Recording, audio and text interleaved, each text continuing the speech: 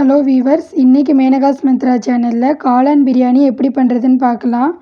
காளானை wash பண்ணிவிட்டு இந்த மாதிரி கட் பண்ணி வச்சுக்கலாம். 2 பெரிய சைஸ் வெங்காயம், 2 தக்காளி, புதினா, கொத்தமல்லி அதையும் கட் பண்ணிக்கலாம். 1.25 கப் சீரக சம்பா அரிசி எடுத்து அரை மணி நேரம் ஊற வச்சு எடுத்து வச்சுருக்குறோம். இஞ்சி பூண்டு பேஸ்ட் அரைச்சி வச்சுருக்குறோம். ஒரு அடிகனமான பாத்திரத்தில் 1 டேபிள் ஸ்பூன் நெய் விட்டுருங்க. அதுக்கப்புறமா 2 டேபிள் ஸ்பூன் எண்ணெய் சேர்த்துடலாம். அதுக்கப்புறம் நம்ம கட் பண்ணி வச்சுருக்கிற வெங்காயத்தை இதில் சேர்க்க போகிறோம். சேர்த்துட்டு ஒரு 2 நிமிஷம் நல்லா ஃப்ரை பண்ணிக்கலாம்.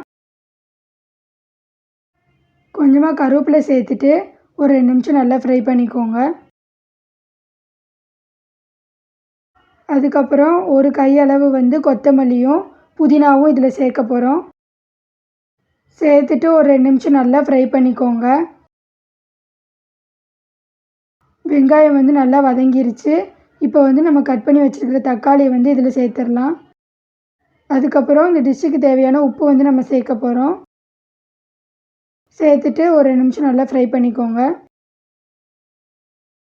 இப்போ தக்காளி வெங்காயம் நல்லா ஃப்ரை ஆயிடுச்சு. இப்போ அரைக்கிறதுக்கு தேவையான மசாலா பார்த்துடலாம். ஒரு மிக்ஸி ஜாரில் 150 கிராம் சின்ன வெங்காயம், 3 பச்சை மிளகாய் சேர்த்துக்கோங்க. 1 டேபிள் ஸ்பூன் சின்ன சீரகம், 1 டேபிள் ஸ்பூன் மிளகு, 1 டேபிள் ஸ்பூன் பெருஞ்சீரகம் எல்லாமே இதில் சேர்த்துடலாம். 1.5 டேபிள் ஸ்பூன் கரம் மசாலா இதில் சேர்த்துக்கோங்க. சேர்த்துட்டு தண்ணி ஊற்றி அரைச்சி எடுத்து வச்சுருங்க. வெங்காயம் தக்காளி ஃப்ரை ஆனதும் நம்ம அரைச்சி வச்சுருக்கிற மசாலாவை இதில் சேர்த்துடலாம். 1/2 டீஸ்பூன் மஞ்சள் தூள் சேர்த்துக்கோங்க. 1.5 டேபிள் ஸ்பூன் இஞ்சி பூண்டு விழுது இதில் சேர்த்துடலாம். மசாலா ஸ்மெல் போகிற வரைக்கும் நம்ம ஃப்ரை பண்ணிக்கலாம். இப்போ மசாலா நல்லா ஃப்ரை ஆயிடுச்சு. இதில் நம்ம 2 டேபிள் ஸ்பூன் தயிர் சேர்த்துடலாம். சேர்த்துட்டு எல்லாத்தையும் மிக்ஸ் பண்ணி விடுங்க. இப்போ நம்ம கட் பண்ணி வச்சுருக்கிற காளானை இதில் சேர்க்க போகிறோம். சேர்த்துட்டு அதையும் நல்லா வதக்கிக்கோங்க. காளான் நல்லா வதங்கின உடனே அரை டம்ளர் தண்ணி இதில் சேர்த்துடலாம். எல்லாத்தையும் மிக்ஸ் பண்ணி விடுங்க. 2 நிமிஷம் கழித்து 2 டம்ளர் தேங்காய் பால் இதில் சேர்த்துடலாம். அதுக்கப்புறமா 1 டம்ளர் தண்ணி சேர்த்துக்கலாம். 1 கப் சீரக சம்பா அரிசிக்கு 2 கப் தண்ணி சேர்க்கணும். இது குக்கரில் வைக்கிறப்போ 1.25 கப் தண்ணி சேர்த்துக்கோங்க. 1.25 கப் அரிசிக்கு தேங்காய் பாலோடு சேர்த்து இன்றைக்கி நம்ம 3 டம்ளர் தண்ணி சேர்த்துருக்குறோம். கொஞ்சமாக கொத்தமல்லி புதினா கட் பண்ணி வச்சுருக்குறோம். அதையும் இதில் சேர்த்துடலாம். எல்லாத்தையும் மிக்ஸ் பண்ணி விட்டுட்டு 5 நிமிஷம் மூடி போட்டு நல்லா கொதிக்க விடுங்க.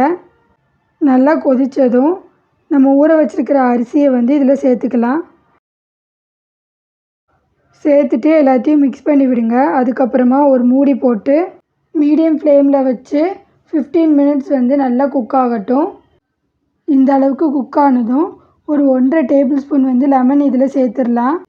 அதுக்கப்புறம் ஒரு 2 டேபிள் ஸ்பூன் நெய் சேர்த்துக்கோங்க. சேர்த்துட்டு எல்லாத்தையும் மிக்ஸ் பண்ணி விடுங்க.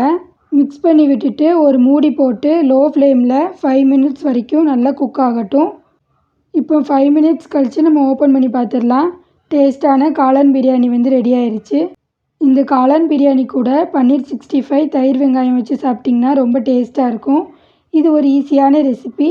இது மாதிரி நிறைய ரெசிபிஸ் வேணும்னா மறக்காமல் மேனகாஸ் மந்த்ரா சேனலை சப்ஸ்கிரைப் பண்ணிக்கோங்க. தேங்க்யூ.